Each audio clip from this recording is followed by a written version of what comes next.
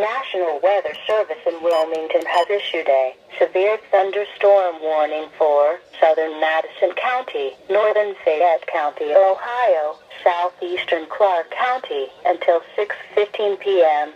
At 5:27 p.m., radar indicated a severe thunderstorm located 6 miles north of South Solon, moving southeast at 30 miles an hour. Storm hazards include winds to 60 miles an hour, penny-size hail, very heavy rain which may cause minor flooding. Locations impacted include London, Jeffersonville, Mount Sterling, Washington Courthouse.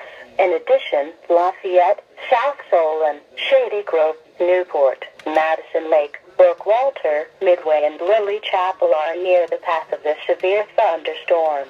This includes the following interstates: Interstate 70 between mile markers 71 and 77, Interstate 71 between mile markers 62 and 87. Seek shelter in a sturdy building.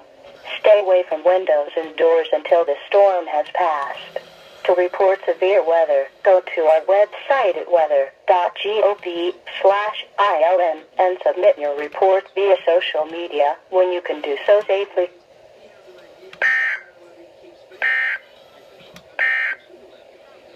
A severe